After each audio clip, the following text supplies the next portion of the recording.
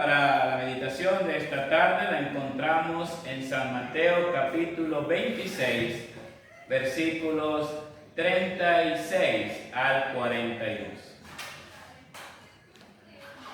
San Mateo 26, 36 al 42. Dice así la palabra de Dios. Entonces Jesús fue con uno de ellos a un lugar que se llamaba Getsemaní y dijo a sus discípulos: siéntense aquí mientras yo voy a orar en aquel lugar. Jesús llevó consigo a Pedro y a los dos hijos de Zebedeo y comenzó a ponerse triste y muy angustiado.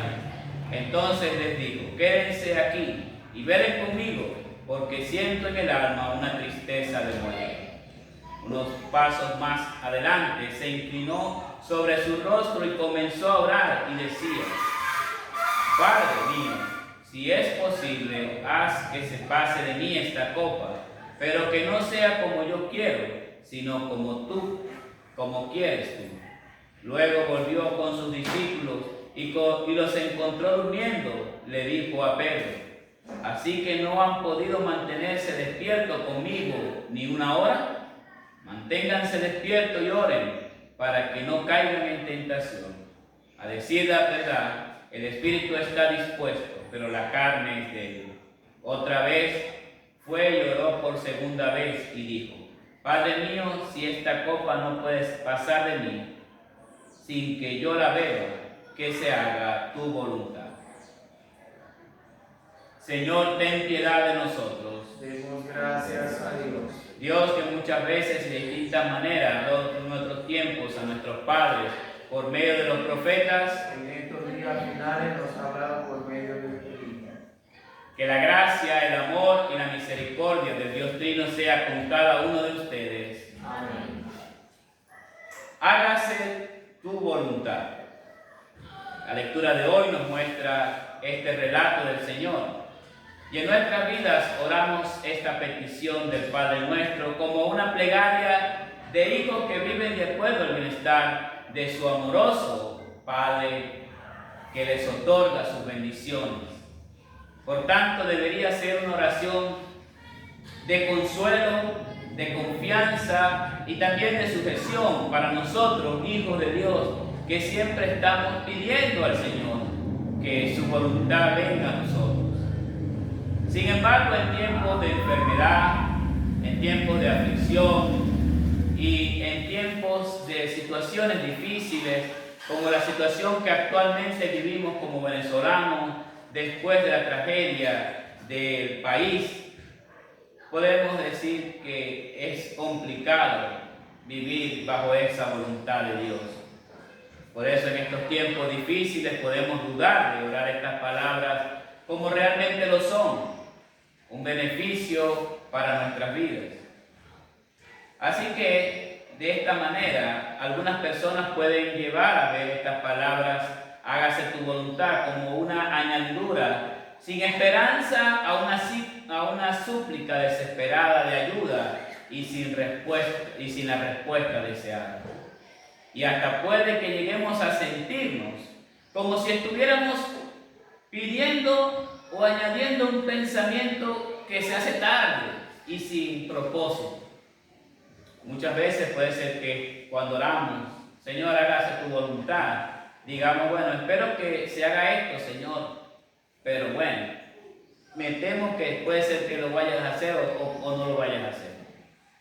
Y es por eso que es importante que podamos ver esta petición en las mismas palabras de nuestro Señor Jesucristo.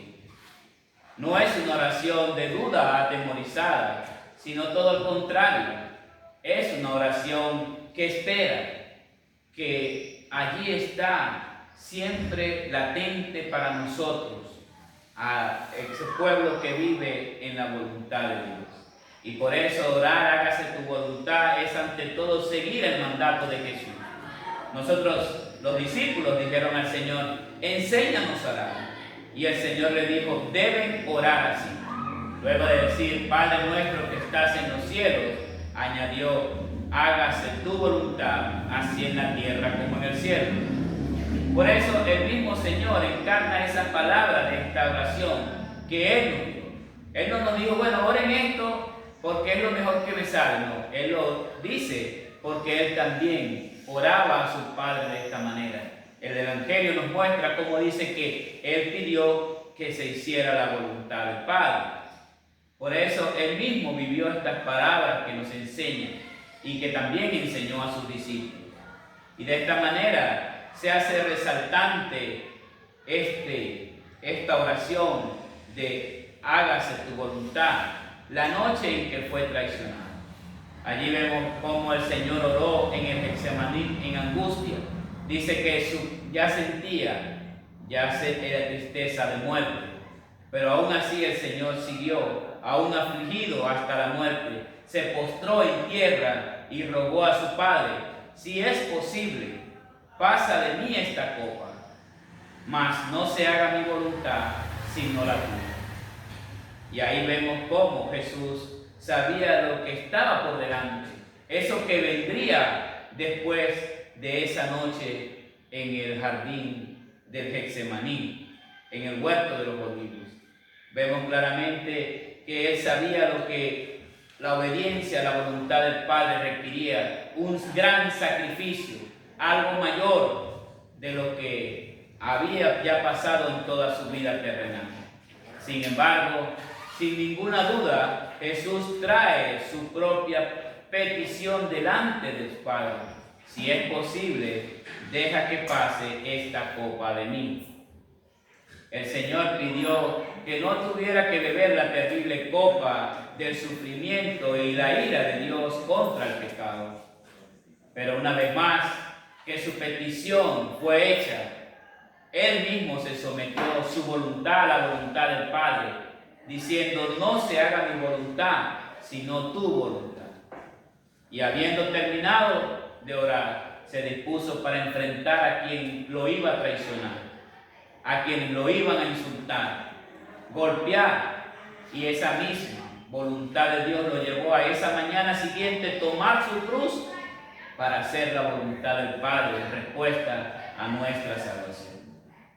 Esa voluntad de Dios Padre llevó al Hijo a clavar nuestra desobediencia en la cruz, nuestra vieja naturaleza, nuestra vieja voluntad egocéntrica, y así vació la copa de la ira de Dios contra el pecado, para que no quedara nada más que nosotros podamos beber de esa copa de ira, y así podamos ser absueltos y salvados, y ahora cumpliendo la voluntad también del Padre por medio de la obra de Cristo.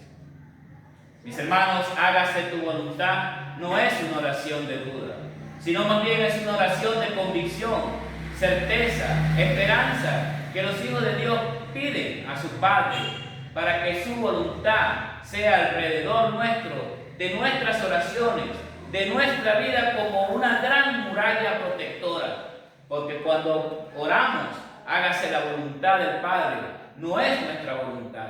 Y aun cuando la voluntad de Dios no venga de la mejor manera, así como lo fue para el Señor Jesús, cuando tuvo que dar su vida por nosotros, aún así esa voluntad de Dios nos sigue librando de las garras del diablo, del pecado y de la misma muerte.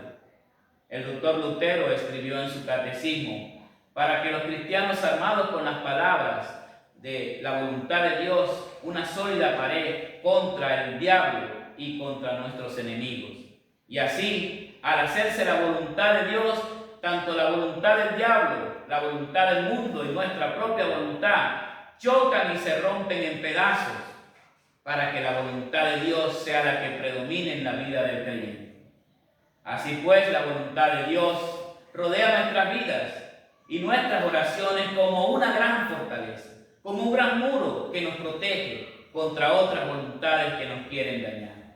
Es en ese sentido que cuando aún no sabemos cómo orar según la voluntad de Dios, Dios mismo pone en nosotros las palabras, porque Él mismo nos dice, cuando nosotros no sabemos qué nos conviene pedir, es Dios mismo quien nos ayuda a nosotros mediante su Espíritu, pues es el Espíritu Santo quien intercede en nosotros conforme a la voluntad de Dios. Y de esa manera, nuestras impotentes y a menudo individualistas oraciones son cubiertas por todos lados por la mismísima santa voluntad de Dios. Hágase tu voluntad. Esas palabras no son una oración de debilidad o duda, sino una oración de fortaleza. Palabras que transmiten un ruego de esperanza y confianza, traídas delante de un Padre amoroso que desea solamente el bienestar de todos sus hijos. Porque aun cuando nosotros pensemos que la voluntad de Dios no es la mejor que tengo ahora, siempre va a ser lo mejor.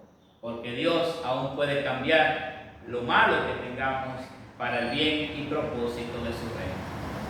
Por lo tanto, mis hermanos, que en cada momento de nuestras oraciones sean dirigidas al Padre Celestial, siempre sujetas no a lo que yo crea que es mejor para mí, sino confiando en que nuestro amoroso Padre nos dará lo más conveniente en su santa voluntad para nuestras vidas. Así como Jesús, nuestro Señor, oró que se hiciera la voluntad del Padre cuando fue a la cruz para nuestra salvación, que nuestras oraciones y nuestras plegarias siempre vayan condicionadas a la enseñanza que Cristo mismo, nuestro Salvador, nos dejó. No se haga mi voluntad, sino la tuya. Que el Dios Padre, Hijo y Espíritu Santo sea la gloria, el honor y toda la honra por los siglos infinitos. Amén.